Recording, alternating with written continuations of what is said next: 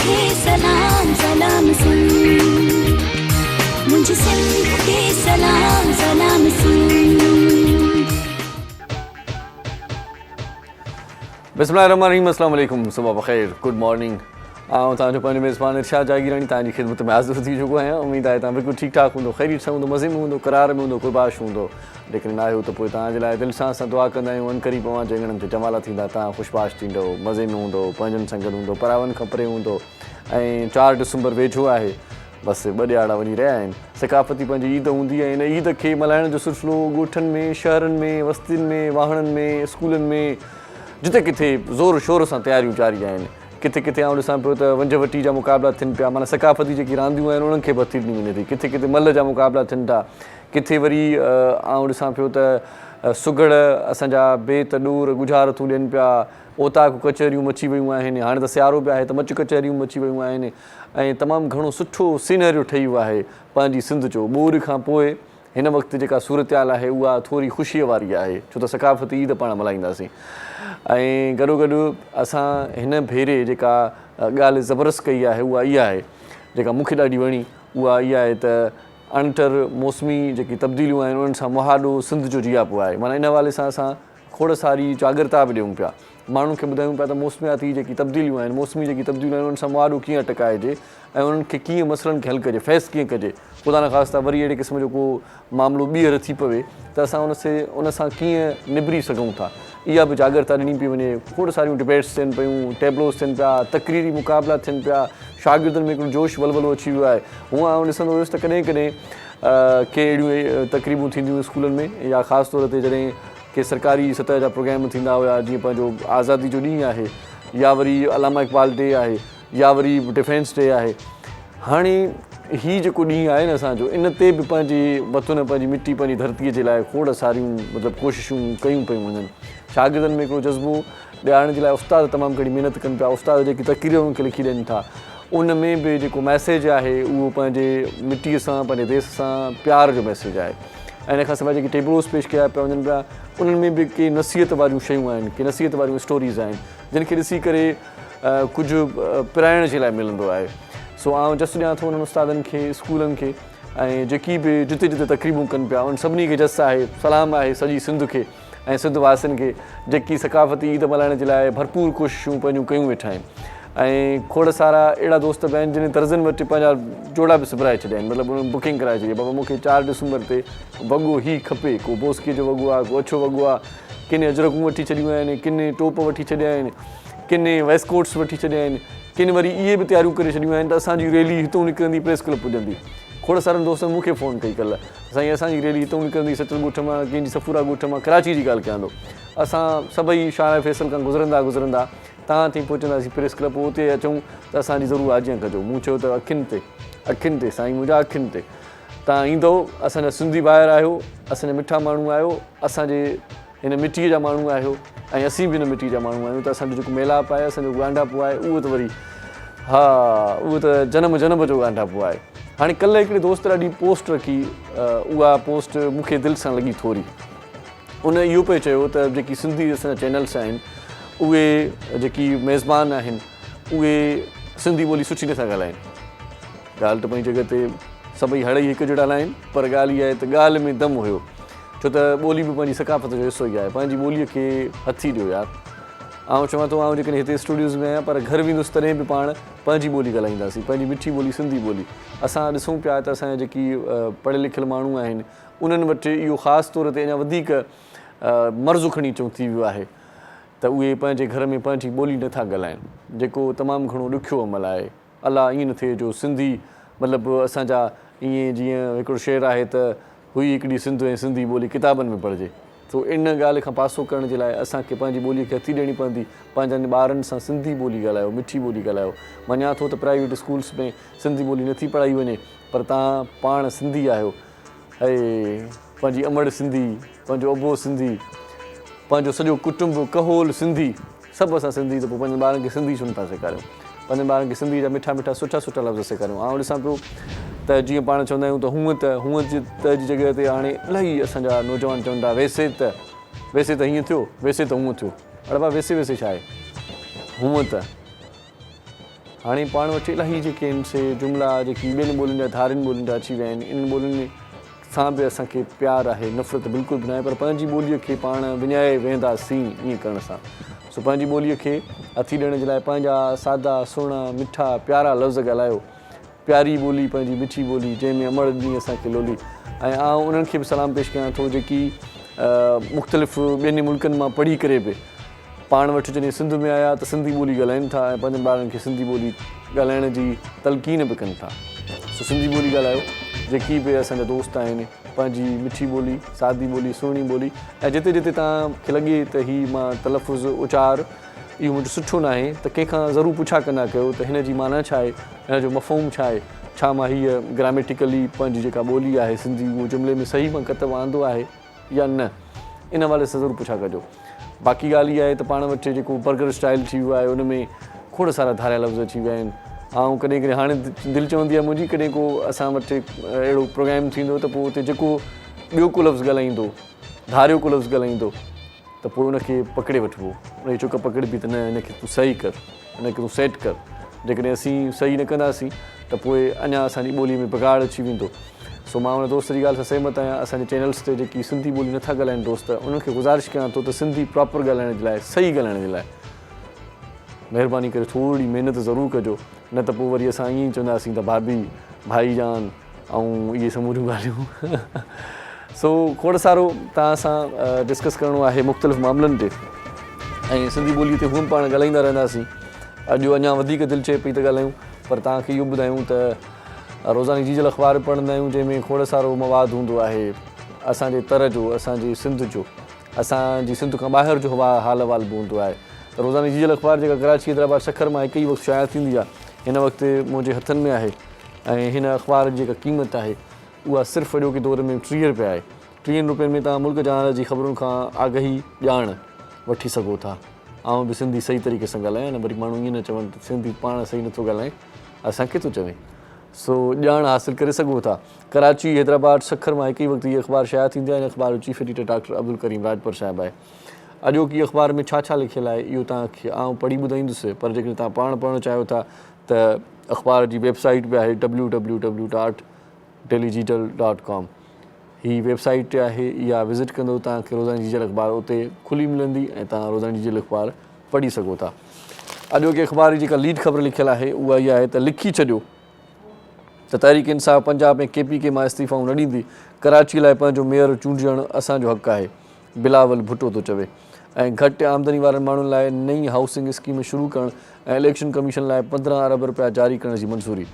इन खां सवाइ वक़्तु घटि आहे PTI रमज़ान खां अॻु चूंडियूं चाहे थी फवाद चौधरी जो इहो चवणु आहे ऐं उमेद त नई फ़ौजी क़यादत 8 महीननि में क़ौम ऐं रियासत में थियल एतमाद जी खोट ख़तमु करण में मदद कंदी इमरान ख़ान जो इहो चवणु आहे ऐं एस्टेब्लिशमेंट इमरान ख़ान खे पालियो खारायो पर कमु न करण ते हुन उनखे गद्दार करार ॾिनो मरियम नवाज़ जो इहो चवणु आहे ऐं मरियम औरंगज़ेब चवे थी त इमरान पंहिंजी हरकतुनि खे क़ाइद जे फ़रमाननि सां न भेटाए खेसि बदउनवाननि जो हिसाबु ॾियणो पवंदो मरियम औरंगज़ेब अॼु पाण कल्चरल ख़बरूं बि पढ़ंदासीं कल्चरल ख़बरुनि में इहो लिखियलु आहे त खिपरो वेझो स्कूल में सकाफ़ती रंग क़ौमी गीतनि ते टेबलोज़ अलामती शादी डांडिया डांस वंजवटी ऐं मल्ह सकाफ़ती खाधनि सां महिमान नवाज़ी सिंध TV नेटवर्क ऐं रोज़ानी जीजल पारां ऐलानियल सकाफ़ती ॾींहं जी मुनासिबत सां government boys lower secondary school phase Mohammad Hingorjo में सकाफ़ती तक़रीब मुनक़िद कई वई शागिर्दनि ऐं शागिर्दाणियुनि क़ौमी गीतनि ते टेबलोज़ पेश करे वाह कराए छॾी इन खां सवाइ जोग शरीफ़ में क़ाइमु शामराद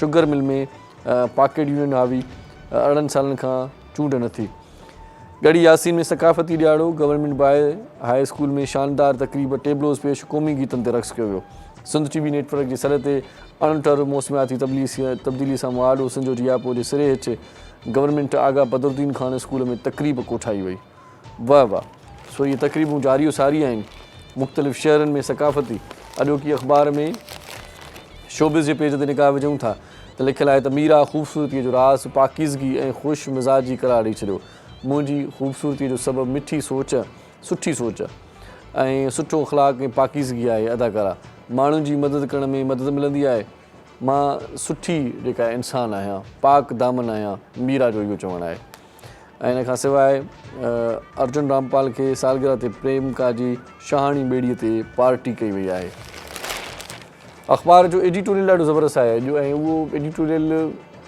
सम्झ खां ॿाहिरि आहे। मतिलबु एडिटोरियल त पंहिंजी जॻह ते सही आहे पर ॻाल्हि सम्झ खां ॿाहिरि आहे त ॿोॾि खां पोइ पाणीअ जी खोट जो पड़ाॾो इहो उनवान आहे। त वाक़ई में बि ॿोॾि खां पोइ पाणीअ जी खोट जो वरी पड़ाॾो गूंजण में अचे पियो, ॿुधण में अचे पियो त यार पाणी जी खोट आहे, हेॾी सारी ॿोॾि आई वरी बि पाणीअ जी खोट। सिंध हुकूमत बरसाति ऐं ॿोॾि सबबु तबाह थियल घरनि में फ़सुलुनि बाबति सर्वे बि कराए छॾी आहे, उनखां पोइ पाणीअ जी खोट जो बि वरी हिकिड़ो रींग टाला पियो वञे। इन खां सवाइ फ़ौज त गैर सियासी हूंदी आहे, मज़हर ज़बार साहिब जो कालम आहे, मोहम्मद ख़ालिद महमूद जो कालम आहे ऐं ख़ुदा बख़्श बिरोई साहिब जो कालम आहे, एजाज़ ममनाई जो बि सुठो कालम आहे, रऊफ़ कलासरा जो ट्रांसलेट थियल ख़ान साहिब खे दाद जो कालम आहे अॼोके अख़बार में, ऐं काचे वासी केसी ताईं भोॻींदा मोहम्मद इस्माइल लांघा साहिब जो कालम आहे अॼोके अख़बार में। अख़बार ॾाढी ज़बरदस्त हूंदी आहे रोज़ानी जी अख़बार, उहा इन सेंस में चवंदो आहियां त हक़ ऐं सच जी रिपोर्टिंग कंदी आहे। इन अख़बार जा जेके रिपोर्टर आहिनि मुख़्तलिफ़ शहरनि में उहे महिनत कंदा आहिनि, उहे पाण वञी उन सरज़मीन ते जेका शइ ॾिसंदा आहिनि, मतिलबु जिते वाक़ियो थियो हूंदो आहे या जिते का ॻाल्हि थियल हूंदी आहे, पाण अखियुनि ॾिठा शायदि थी करे पोइ रिपोर्ट कंदा आहिनि। मतिलबु हक़ सच जी ॻाल्हि हिन में रिपोर्ट थियल हूंदी आहे। हिते हिकिड़ो शॉर्ट कमर्शियल ब्रेक वठंदासीं, मोटी ईंदासीं त पोइ अञा कचहरी कंदासीं। मुझे सिंध के सलाम सलाम सिंध, मुझे सिंध के सलाम सलाम सिंध। सलाम सिंध में हिकु बार वरी तव्हांखे भलीकार चवंदा ख़ुशि आमदीद। ऐं भलीकार चवण खां पोइ हिकिड़ो सन्ही हिकिड़ो मैसेज आहे ऐं इहो मैसेज सिर्फ़ु मैसेज ताईं न हुजे, इन ते अमल करण जी ज़रूरत आहे। पंहिंजनि ॿारनि खे पोलियो जा फुड़ा ज़रूरु पीआरियो। नंढपण में हर ॿार खे क्रिकेट खेॾण जो जुनून हूंदो आहे ऐं इहो जुनून तॾहिं ख़तमु थी वेंदो आहे जॾहिं तव्हां लापरवाही कंदा आहियो, तव्हां कोताही कंदा आहियो, पंहिंजनि ॿारनि खे पोलियो जा फुड़ा न पीआरींदा आहियो, सॼी ज़िंदगी जे लाइ उहे ॿार माज़ूर थी वेंदा आहिनि। पंहिंजनि ॿारनि खे पोलियो जा फुड़ा ज़रूरु पीआरियो। 5 सालनि ताईं जे हर ॿार खे पोलियो जा फुड़ा पीअणु इंतिहाई लाज़िम आहिनि। हाणे तव्हांखे ॿुधायां त इहा मुहिम स्टार्ट थी चुकी आहे 28 नवंबर खां, जेका 2 डिसंबर ताईं जारी रहंदी। 2 डिसंबर ताईं तव्हां पंहिंजनि ॿारनि खे पोलियो जा फुड़ा ज़रूरु पीआरियो। पाकिस्तान जे 36 ज़िलनि में इहा मुहिम शुरू थी चुकी आहे, जंहिंमें ख़ैबर पख्तूनख्वा, पंजाब, पंहिंजो सिंध, जेकी बि पंहिंजा सूबा आहिनि उहे शामिलु कया विया आहिनि। पंहिंजनि ॿारनि खे पोलियो जा फुड़ा ज़रूरु पीआरियो। पोलियो जा फुड़ा तव्हांजे ॿार जी क़ुवत मुदाफ़ियत खे वधाईंदा आहिनि, इम्यून सिस्टम खे वधाईंदा आहिनि, त उहे मुख़्तलिफ़ जीअं वायरस जेके थींदा आहिनि उन्हनि सां मुआदो अटकाए सघंदा आहिनि। पोलियो जे वायरस सां ख़ासि तौर ते मुआदो अटकाए पोलियो खां पाण खे बचाए सघनि था। पोलियो खां पंहिंजे पाकिस्तान खे पाक करिणो आहे। इन ॾिस में पोलियो वर्कर जेके अचनि था तव्हांजे दरवाज़े ते, उन्हनि सां सहकार कयो, उन्हनि जो आदुरभाव कयो ऐं वालिदेन खे गुज़ारिश आहे त भरपूर जेको सहकार आहे उहो पोलियो वर्करनि सां कयो वञे त बहितर आहे। ऐं इन हवाले सां खोड़ सारियूं कोशिशूं जारी आहिनि। वालिदेन खे बि सहकार करण जी गुज़ारिश आहे, छो त तव्हांजे ॿार खे जेकॾहिं सुभाणे पंधु करिणो आहे त पोइ फ़ैसिलो अॼु करिणो आहे। फ़ैसिलो अॼु करिणो आहे जेकॾहिं तव्हांजे ॿार खे सुभाणे पंधु करिणो आहे। पंहिंजनि ॿारनि खे पोलियो जा फुड़ा ज़रूरु पीआरियो। पोलियो हिकु ख़तरनाक मर्ज़ु आहे, इहा ॻाल्हि सम्झी छॾियो। पाण वटि इलाही सारा माण्हू हूंदा आहिनि, चवंदा आहिनि हिकु अधु केस थियो आहे त कहिड़ी वॾी ॻाल्हि थी वई, सॼो पाकिस्तान आहे, सॼे पाकिस्तान में हिकिड़ो केस माना नॉर्मल ॻाल्हि आहे। न, इहा ॻाल्हि न आहे सोचणी। पाण खे पोलियो फ्री पाकिस्तान खपे, पाण खे पोलियो खां पाक पाकिस्तान खपे, पाण खे मज़बूत पाकिस्तान खपे।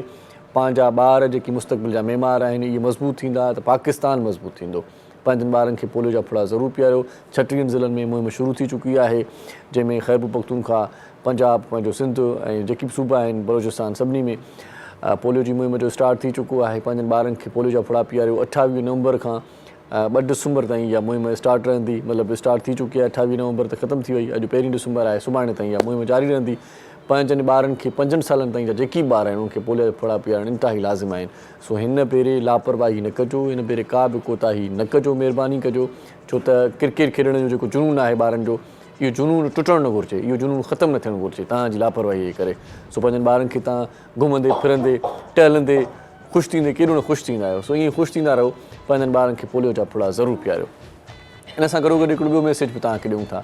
सकाफ़ती ॾींहं वेझा आहिनि ऐं 4 डिसंबर आचरवार ॾियारे ते हर माण्हू किथे न किथे वेंदो आहे घुमण जे लाइ, पर इन खां पहिरियां बि तव्हां जेको आहे सो 2 डिसंबर, 3 डिसंबर ऐं 4 डिसंबर माना 2, 3, 4 तारीख़ ते तव्हां मेरी टाइम म्यूज़ियम में वञी सघो था, जिते ॾाढो ज़बरदस्त सकाफ़ती प्रोग्राम आहे ऐं उन प्रोग्राम में फैमिली सां वञी सघो था। मूंखे त ॾाढी ज़बरदस्त ॻाल्हि इहा लॻे थी त फ्री आहे प्रोग्राम, मतिलबु तव्हांजी का टिकट न आहे। जेका म्यूज़ियम जी नॉर्मली टिकट हूंदी आहे या पास हूंदी आहे उहा तव्हां वठी करे अंदरि वञी करे मुख़्तलिफ़ ई जेकी बि सकाफ़ती रंग आहिनि उहे इंजॉय करे सघो था। सकाफ़ती प्रोग्राम केरु कराइनि पिया इहो तव्हांखे ॾिसी छॾियां। DX culture day family festival जेको सिंध रेंजर्स जे सहकार सां मल्हाए पियो वञे ऐं ऑर्गेनाइज़ कयो आहे TCN ऐं एग्ज़ेक्टिव फोरम ऐं पॉज़िटिव इंटरनेशनल वारनि। ॾाढो ज़बरदस्त इवेंट आहे जेका मां ॻाल्हि ॿुधां पियो 2-4 ॾींहंनि खां वठी जेको चर्चो आहे न उहो कमाल हुयो आहे चर्चे मां लॻे थो त वॾो कमु थियण वारो आहे सो पाकिस्तान मेरीटाइम म्यूज़ियम में इहो लॻंदो अॻे साल मल्हायो वियो 3 ॾींहंनि जो शानदार फेस्टिवल आहे 2, 3 ऐं 4 डिसंबर ते ड्रीमनेक्स ग्रुप तरफ़ां कल्चरल प्रोग्राम खे सपोर्ट बि कयो वियो आहे सो हीउ प्रोग्राम मेरीटाइम म्यूज़ियम में हूंदो ऐं ॾाढो ज़बरदस्त प्रोग्राम हूंदो इन में सूफ़ी नाइट बि आहे इन में ॿारनि जो प्लेलैंड बि आहे इन में जेकी स्पेशल ॿार आहिनि उन्हनि जे लाइ बि खोड़ सारियूं एक्टिविटीज़ कयूं वियूं आहिनि कवाली रंग बि आहे पहिरें ॾींहं ते वॾी ॻाल्हि आहे माना सॼो मज़ो आहे मज़ो माना हिकिड़ो ई पैकेज आहे पूरो तव्हां जेकॾहिं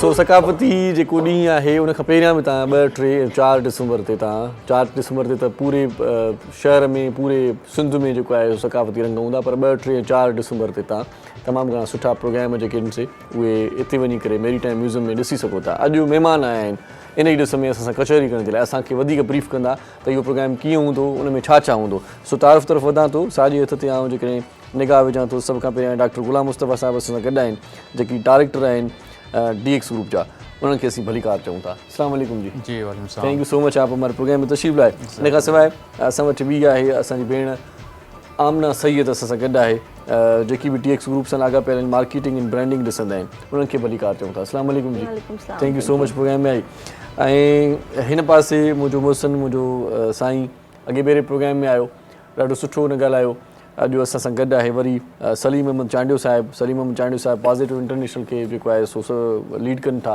उन्हनि खे असीं भलीकार चऊं था साईं कीअं आहियो ठीकु आहियो अल्हम्दुलिल्लाह बड़ी मेहरबानी बहुत शुक्रिया सर आज आपसे उर्दू में बात करेंगे क्योंकि अक्सर असांजा जेके सिंधी माण्हू आहिनि न उहे त पंहिंजो प्रोग्राम ॾिसनि ई था उर्दू ॿोली वारा बि ॾिसंदा आहिनि उहे बि अचणु चाहींदा आहिनि प्रोग्राम में सो इन करे पाण चऊं था जीअं ब्रीफिंग वधीक हुजे इन सां गॾोगॾु कोमलनाथ सिंगर अॼु असां सां गॾु हूंदी ॾाढा सुठा गाना ॻाए थी गीत ॻाए थी सकाफ़ती ऐं हिकिड़ो सकाफ़ती गीत जेको ज़फ़र जिसकानी साहिब जी डायरेक्शन में आहे अॼु आनियर थींदो सिंध टी वी तां इहा बि ॾाढी ज़बरदस्त ॻाल्हि आहे सो उनखे अॻुवाट आनियर जूं मुबारकूं बि ॾियूं था मतिलबु गीत अचण जूं मुबारकूं बि ॾियूं था ऐं गॾोगॾु भलीकार बि चऊं था अस्सलाम वालेकुम जी thank you so much programme में आई आहे ऐं उस्ताद बादल राई वन एंड ओनली असांजो मौसीकार असांजो फ़नकार असांजो कलाकार असांजो वॾो बाबा वॾो इहो अथव उस्ताद खे भलीकार चऊं था मोहम्मद अली साहिबु तव्हांखे भलीकार चऊं था लख थोरा तव्हांजा तहाँ असांजे प्रोग्राम में सलीम साहब स्टार्ट आपसे ही करेंगे तो बताइएगा कि 2, 4 मतलब 2, 3 और 4 तारीख को मेरीटाइम म्यूज़ियम में किस टाइम आए भाई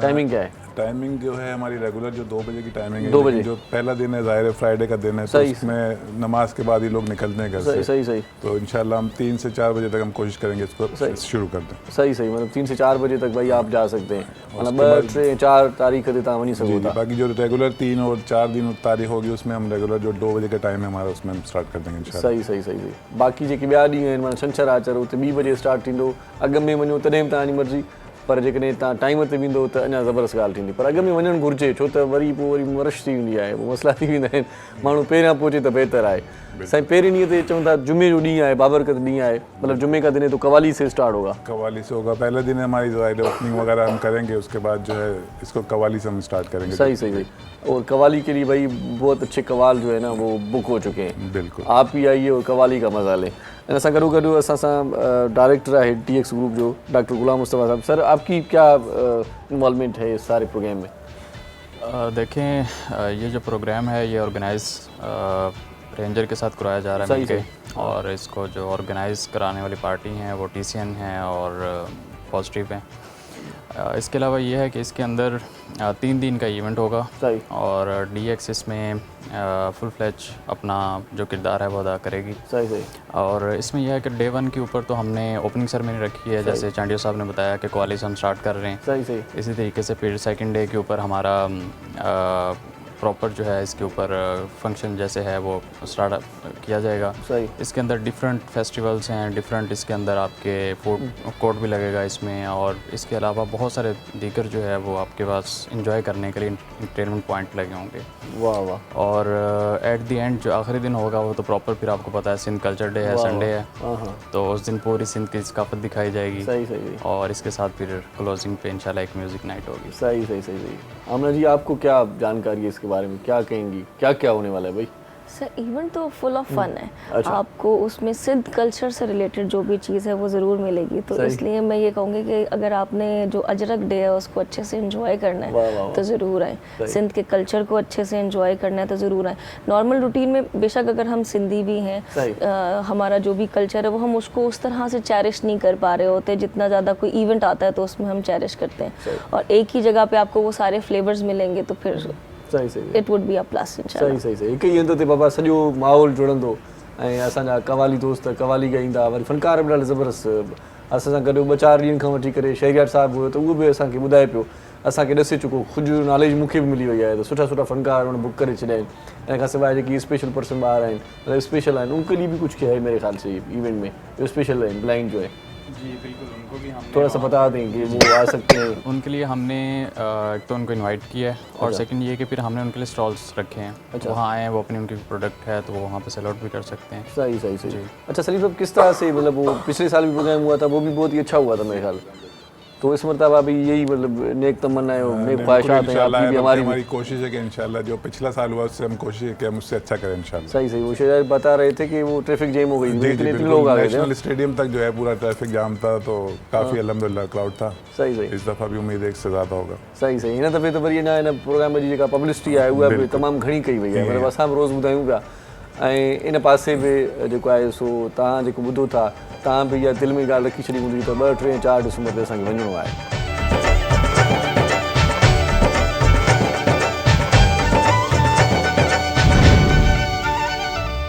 पंहिंजी सकाफ़त सां जेको प्यारु आहे उहो सभिनी जो आहे, पर पंहिंजी सकाफ़त सां प्यार जे इज़हार जे लाइ को प्लेटफॉर्म न हूंदो आहे। सो प्लेटफॉर्म असांखे हाणे मिली वियो आहे। हिकु त ही प्लेटफॉर्म आहे जेको पाण हिते उजागर कयूं था पंहिंजी सकाफ़त खे, ऐं तव्हां मेरीटाइम म्यूज़ियम में वेंदो 2, 3 ऐं 4 डिसंबर ते। 3 ॾींहं प्रॉपर सकाफ़ती रंगनि जा ॾींहं आहिनि, मज़े जा ॾींहं आहिनि। सो उते वञी करे तव्हां फोटोग्राफी बि कंदव, सेल्फियूं कुझु कंदव, माण्हुनि खे बि टांटा ॾींदव। त असां हेॾे प्रोग्राम में वियासीं, सो ॾाढो सुठो प्रोग्राम थियण वारो आहे, भलो प्रोग्राम थियण वारो आहे। इन भले प्रोग्राम में फैमिली समेत शरीक थियो। फैमिली खे ॿाहिरि करणु वॾो मसइलो हूंदो आहे असां वटि, त फैमिली खे ॿाहिरि कढूं था त फैमिली खे ॿाहिरि करण खां पोइ माहौल अलाए कहिड़ो हूंदो, अलाए कीअं हूंदो, पर माहौल ॾाढो ज़बरदस्त हूंदो, छो त मेरीटाइम म्यूज़ियम में आहे, उते माहौल हूअं ई ॾाढो सुठो हूंदो आहे। सो 2, 3 ऐं 4 डिसंबर ते तव्हां उते वञी सघो था।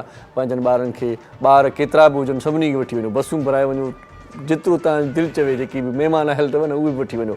सरकार पाबंदी, कोई पाबंदी नहीं, कितने लोग आ सकते हैं भाई, मतलब एक फैमिली की बहुत सारे लोग भी आ सकते जितने हैं। चाहे आ सकते हैं, उसमें कोई पाबंदी नहीं है। और हमारा कोई टिकट, जैसे आपने बताया कि हमारा एक्स्ट्रा कोई टिकट भी नहीं है इसका, और नॉर्मली कोई कॉन्सर्ट वगैरह या कोई कवाली होता है मिनिमम 1000 रुपये का टिकट होता है सही उसका, बात। लेकिन हमने बिल्कुल फ्री रखा है। रूटीन का जो टिकट है म्यूजियम का उसमें बस सही सही। ये आमना जी, ये कल्चर से प्यार है मेरे ख्याल से, कि फ्री में आपने कर दिया भाई, ये मतलब किसी से कोई चार्जेस नहीं है। वैसे तो बहुत सारे इवेंट में देखता हूँ नॉर्मली कोई फीस होती है, लेकिन इसमें कोई नहीं रखी गई। ये मतलब मज़े की बात है, मज़े की बात। सर देखिए, इस हमारा कॉन्सेप्ट ये था कि सारे लोग उस चीज़ को एंजॉय कर सकें, और आपके अगर बच्चे नहीं आएंगे तो फिर फ़ायदा नहीं है। नॉर्मली ये होता है कि जहाँ पे टिकटिंग होती है या कोई हैवी टिकटिंग होती है तो हम अपने बच्चों को स्किप कर देते हैं, तो वो जब बच्चे हमारा कल्चर देखेंगे ही नहीं तो सीखेंगे कैसे। सही सही। तो इस वजह से दिस वाज द कॉन्सेप्ट के इसमें ना रखा है। वैसे आपको खुद को अच्छा लगता है वहाँ पर जब ये प्रोग्राम हुआ, मतलब होता है आंखों के सामने, सिंध के कल्चर का रंग जो है वो आपको किस तरह से बहुत अच्छा लगता है सर। मुझे तो खैर बहुत मज़ा आता है, आंखों को भाता है, बहुत ज़्यादा भाता है सर। एक नॉर्मल सी चीज़ है अजरक, वो शायद हमें लगता है कि हमें तो सबको ही पसंद होती है। सही। और उस दिन जब आप देखते हैं ना, जो 3rd डे होता है हमारा, जो अजरक सिंध अजरक का डे, उसमें लोगों ने जिस तरह से अजरक को यूटिलाइज़ किया हुआ होता है ना, उनकी शर्ट्स में, उनके ड्रेसेस में, उनके कोट्स में, वो एक बहुत डिफरेंट सी चीज़ मुझे लगती है कि आजकल तो कोट भी आ गए। हाँ, वो बड़ा अच्छा लगता है मुझे कि उन्होंने किस तरह से यूटिलाइज किया हुआ होता है उस चीज़ को, मुख्तलिफ तरीकों से किया जा सकता है। सही बात है। तो सर आप किस तरह से एंजॉय करते हैं सकाफती सिंधी कल्चर डे? क्या क्या रंग जो है वो आपको मतलब अच्छा अट्रैक्टिव लगता है? देखें, सबसे बढ़ के तो डेफिनेटली जो मर्द हजरात हैं उनके लिए तो अजरक ही है। तो हम तो डेफिनेटली जो अजरक है उसी को ही एंजॉय कर रहे हैं। आज तो हमने सोफे पे रिली बिछा दी है। बिल्कुल ऐसे ही है, रिली कहते हैं इसको। हाँ, ऐसे ही है। सही है। ये भी बड़ी अच्छी बनती है वैसे, ये बड़ी मेहनत से बनती है, और हाथ की ये जो है ना वो सारी कारस्तानी हाथ की, हाथ का हुनर है। हाँ बिल्कुल ही। तो आप कभी कभार ऐसे भी होता है ना, कभी कोई गाँव देहात वाली कोई सहेली को कह देते हैं बंदा या बंदियां कहती हैं कि भाई अर्ली हमें गिफ्ट कर दे, ऐसा हुआ है कभी आपके ऐसे साथ? बिल्कुल ऐसे। कोई अच्छी चीज बाहर जाती है यार वाह क्या मुझे हैंडमेड अजरक आई थी, वो जिस पे स्टैम्प होता है ना बकायदा अजरक के ऊपर, वो वाली हैंडमेड आई थी, गिफ्ट हुई थी, वो मुझे बहुत अच्छी लगती है। उसका स्टफ भी डिफरेंट है और वो उसका जो स्टैम्प है ना वो पता चलता है कि नहीं ये हैंडमेड है, वो नॉर्मली प्रिंट्स में नहीं आ रहा होता, वो वाला एक फील जो है। सही सही। हर कल्चर की अपनी चीज होती है, जैसे सिंधी कल्चर में जो टोपी है उनकी वो एक बड़ी डिफरेंट है। सही सही। वो चीजें तो वो टोपी के रंग भी मुनफरद होते हैं, जैसे मैंने पहनी हुई है, बिल्कुल ऐसे। और हमारे जो ढोलक वाले हैं उन्होंने जो है ना वो दूसरी पहनी हुई है, हाँ जी, चमक वाली वाली सो आई नो मुझे कोई तो शर्माईंदो हूंदो मैं मतलब तव्हां कहिड़ी करे तिजला माना उस ते त क्यों वठंदो इहो उस ते या क्यों टोपी जेका है सा क्यों वठंदी। सो सलीम साहब मुझे ये बताएं कि आप तो वैसे ही सिंधी भी हैं, तो सिख तो सिंधी माण्हू पदरा रखंदा शेपर मट पाणनि, तव्हांखे कहिड़ा रंग सकाफती मतलब आपको कौन से कलर्स पसंद है? देखिए कलर्स तो ज़ाहिर है काफ़ी सारे पसंद हैं, लेकिन जो असल जो कलर्स हैं जो अजरक के या रेली के वो अब उनकी हिफाजत ख़त्म होती जा रही है, क्योंकि ये सारा काम आपने देखा मशीनों पे आता जा रहा है। जो इनकी रियलिटी थी, जो इनके कारीगर थे वो बेचारे बहुत मतलब बिल्कुल बहुत परेशानी की ज़िंदगी में आ गए हैं, क्योंकि जब से ये सारा मशीनों पर आया ना, तो मैं आपके तवज्जुह से सिंध टीवी के तवज्जुह से मैं चाहूँगा कि उनकी कोई हुकूमती सतह पर या किसी और सतह पर उनकी हौसला अफजाई को बिल्कुल बहुत परेशान है जो बेचारे इस काम के कारीगर थे असल थे, और इसके असल जो रंग है वो भी ख़त्म होते जा रहे हैं। जैसे आपने कहा टोपी 3-4 तरह की तो यहीं मौजूद है, इसी तरह अजरक के रंग खत्म, जो ओरिजिनलिटी है वो खत्म होती जा रही है, तो इस पे आपको थोड़ा सा सही करना चाहिए। कॉल ले लेते हैं जी, शामिल करते हैं। अस्सलाम वालेकुम। वालेकुम सलाम, मां रोमिला पई ॻाल्हायां। असां काथे जो काथे था चओ ॿार वठी बाबा इहो मेरी टाइम म्यूज़ियम आहे, उते तव्हांखे वञिणो आहे 2, 3, 4 डिसंबर ते, का टिकट न आहे, घणा माण्हू वेंदो इहो ॿुधाए छॾियो असांखे। अच्छा हा सही, कारसाज़ जे भरिसां आहे न मेरी टाइम म्यूज़ियम, किथे आहे? इहो कहिड़े हंधि आहे कराची में? बाबा ही कारसाज़ जे भरिसां आहे, नेशनल स्टेडियम नेशनल स्टेडियम जे भरिसां। ठीक महिरबानी, तव्हांजो प्रोग्राम ॾाढो सुठे पतो वरितो वॾी कल्चर डे जे बारे में। वॾी महिरबानी, तव्हां तारीख़ूं यादि अथव न, ॿुधाए छॾियां या वरी? न हाणे सही ॿुधायो वरी। 2, 3 ऐं 4 तारीख़ मेरी टाइम म्यूज़ियम में 2 बजे खां राति जो 10 वॻे ताईं वॾो ज़बरदस्त प्रोग्राम थींदो। अच्छा ठीकु आहे, ठीकु आहे, सभिनी फैमिली मेंबरनि खे वठी वञिजो ऐं एंजॉय कजो। लख तोरा। सो सलीम साहब एक अच्छा सॉन्ग सुनते हैं, सिंधी कल्चर की बात हो रही है तो कोई अच्छा सा कल्चरल सॉन्ग सुन लेते हैं। कोमल जी हमारे साथ हैं। जी Komal ji.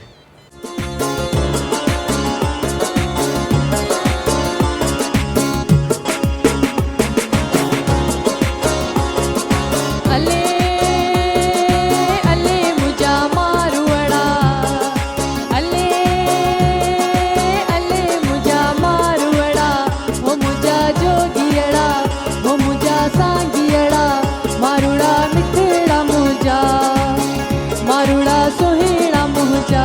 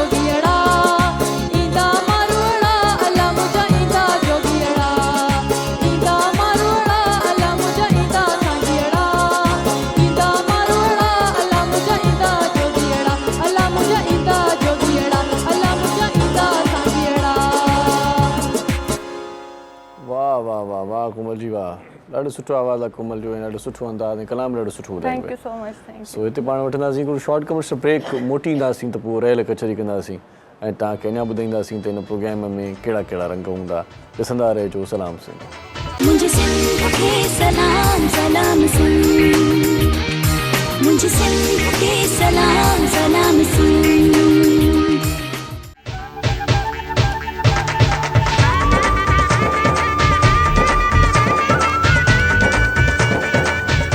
Welcome back after commercial break मोटी आयासीं तव्हांजो पंहिंजो प्रोग्राम आहे सलाम सिंध ऐं सलाम सिंध में वरी तव्हांखे ॿुधायूं त मेरी टाइम म्यूज़ियम में 2, 3, 4 डिसंबर ते ॾाढो सुठो सकाफ़ती रंग ऐं ॾाढो सुठो प्रोग्राम थियण वारो आहे ऐं इहो programme DX culture family festival जे नाले सां सिंध रेंजर सां गॾु मल्हायो पियो वञे ऑर्गेनाइज़ कयो आहे TCN ऐं एग्ज़ेक्टिव फोरम पॉज़िटिव इंटरनेशनल वारनि ऐं ड्रीम नेक्स ग्रुप तरफ़ां बि हिन प्रोग्राम खे कल्चर प्रोग्राम खे सपोर्ट कयो वियो आहे कराची वारनि जे लाइ साल जो सभ खां वॾो इवेंट आहे साल जो पूरे साल जो सभ खां वॾो इवेंट आहे इन में शरीक थियो ऐं पंहिंजी सकाफ़त सां प्यार जो मोहबत जो इज़हार कयो आउं त चवंदो आहियां त हूअं बि पाण वटि आहे इहा ॻाल्हि त सकाफ़त पंहिंजी जेका आहे सा उहा उजागर करण जे लाइ पाण खे हर मुमकिन कोशिशि करणु घुरिजे पर पंहिंजी देश सां पंहिंजी मिटीअ सां पंहिंजे वतन सां हूअं ई मोहबत ईमान जी अलामत आहे सो इन ईमान जी अलामत खे मतिलबु ईमान खे ताज़ो कयूं था ऐं वरी पंहिंजी मोहबत सां वतन सां मोहबत जो इज़हार कयूं था ॾुख ॾुलावा चई समूरा घटाए परेशानियूं गुट ॿूसट वारो माहौल ख़तमु करे मेरी टाइम म्यूज़ियम में तव्हां वेंदो ऐं मेरी टाइम म्यूज़ियम में 2, 3, 4 डिसंबर तव्हांखे वञिणो आहे टाइम तव्हांखे ॿुधाए छॾियां थो मतां को अॻु में वञे मतां को वरी देरि सां वञे इन जे करे टाइम प्रॉपर तव्हांखे ॿुधाए छॾियां त 2 वॻे खां राति जो 10 वॻे ताईं प्रोग्राम ॾाढो ज़बरदस्त रंगारंग तक़रीब जेका आहे उहा जारी सारी रहंदी जेको पहिरियों ॾींहुं आहे सुभाणे जो ॾींहुं आहे उहो आहे जुमे जो ॾींहुं नमाज़ खां पोइ जुमे नमाज़ खां पोइ प्रोग्राम स्टार्ट थींदो मतिलबु ओपनिंग सेरेमनी थींदी उन खां पोइ वरी यको प्रोग्राम हलंदो राति जो 10 वॻे ताईं ॿिए ॾींहं जो जेको शेड्यूल आहे उहो ॾींहं जो 2 वॻे खां राति जो 10 वॻे ताईं आहे सो इहा जेका मेरी टाइम म्यूज़ियम जेको आहे उहो तव्हांखे जेकॾहिं कंहिंखे पॾस पतो न आहे त तव्हांखे ॿुधायां त कारसाज़ जे वेझो ई आहे नेशनल स्टेडियम जे वेझो सो हिते तव्हांखे पहुचणो आहे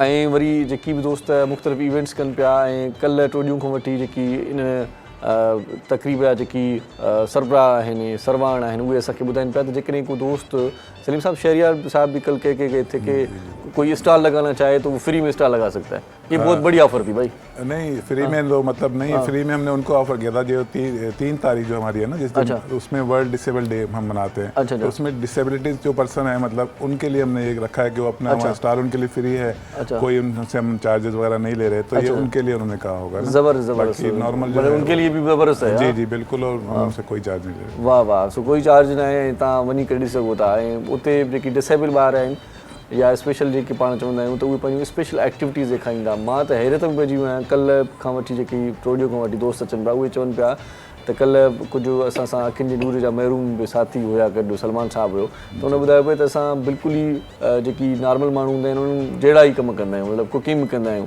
सिंगिंग कंदा आहियूं असां को माना कंप्यूटर बि हलाईंदा आहियूं इहा हिकिड़ी वॾी ॻाल्हि आहे इहे वॾियूं स्किल्स आहिनि मतिलबु मां पाण माना उनखे ॾिसी करे मां झटि पलक जे लाइ ॿाहिरो थी वियुमि हैरान थी वियुसि त आऊं मतलब कहिड़नि माण्हुनि सां मिली रहियो आहियां अच्छा मुझे ये बताएं सर गुलाम मुस्तफा साहब कब से हैं आप DX ग्रुप में और इस इवेंट को कब से कवर कर रहे हैं इस मतलब पिछले साल भी थे ये पूछना चाह रहा हूँ नहीं पिछले साल नहीं थे हम फर्स्ट टाइम इस इवेंट को कवर कर रहे हैं अच्छा माशाल्लाह और मैं DX में ऑलमोस्ट कोई 3 ईयर से हूँ अच्छा माशाल्लाह और इंशाल्लाह इस साल कर रहे हैं क्या काम होता है DX का ये भी थोड़ा सा बता DX ये इस प्रोग्राम में तो हैं आप जैसे क्या होता है DX जो है वो basically as a builder group of companies हैं जिनके अंदर हम ट्रैवल एंड टूर्स भी है एज अ बिल्डर भी काम कर रहे हैं as a real estate agency के तौर पे भी काम कर रहे हैं माशाल्लाह सही तो ये हमारी ग्रुप ऑफ कंपनीज़ हैं सही सही और बहरिया टाउन के अंदर हमारे नंबर ऑफ प्रोजेक्ट्स हैं क्योंकि इस ग्रुप के बारे में लोगों को पता चले कि भाई ये ग्रुप है क्या सही बात है और आपका क्या काम है मार्केटिंग में क्या काम है भाई ये भी पूछना ये भी एक सवाल है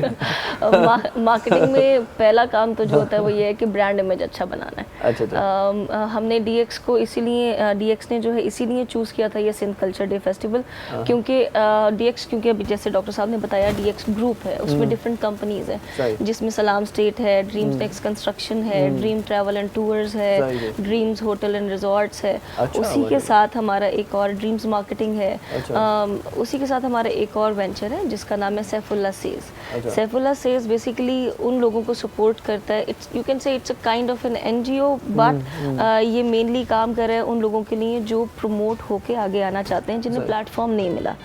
जैसे हमारे यहाँ एक बहुत टिपिकल सा नॉर्म है, लोग कहते हैं कि जी रियल एस्टेट में तो हर कोई आ जाता है। हर कोई नहीं आ सकता सर, बहुत स्किल्स रिक्वायर्ड है। रियल एस्टेट रियल नहीं रही। हाँ जी बिल्कुल। हाँ, तो ये लोगों के कॉन्सेप्ट्स हैं, लेकिन आ तो शायद सभी जा सकते होंगे, वो हर इंडस्ट्री में हर फील्ड में कोई भी आ सकता है, लेकिन अगर आपने वहाँ पे अपना सिक्का मनवाना है वाली बात है, तो उसके लिए आपके पास स्किल्स होनी ज़रूरी है, आपके पास पीछे से बैकग्राउंड में कोई टीचिंग्स होनी ज़रूरी है। तो एक तो हम सैफुल्ला सेज के थ्रू रियल एस्टेट की ट्रेनिंग्स देते हैं, बाकायदा उनको सर्टिफाइड ट्रेनिंग्स देते हैं, और फिर उन्हें प्लेटफॉर्म भी प्रोवाइड करते हैं कि वहाँ से वो अपनी अर्निंग स्टार्ट कर सकें। उसी के साथ क्योंकि हमारी CSR एक्टिविटीज़ बहुत ज़्यादा चल रही होती हैं, जैसे स्कूल ओन किया हुआ है एक बच्चों का, उसमें 1000 से ज़्यादा बच्चे हैं, मैट्रिक कर रहे हैं अब तो। वो सारा उसी में हमारा ये काम की बातें बता रही हैं, बहुत अच्छी बातें बता रही हैं जी। तो उसी में हमारा ये कॉन्सेप्ट है कि हम सिंध कल्चर को भी प्रमोट करें, क्योंकि जब भी कोई कल्चरल एक्टिविटी होती है we count it as a CSR activity, क्योंकि हमने यहाँ पे लोगों को प्लेटफॉर्म प्रोवाइड किया। फॉर एग्जांपल अगर हम बाकी के 3 दिन की बात करते हैं, तो उसमें सिंध कल्चर के वो लोग जो शायद उस लेवल पे जाके प्रमोट नहीं हो सके थे, वो अपने स्टॉल्स लगाएंगे, उनका जो प्रोडक्ट लाइन है वो लोगों तक जाएगा।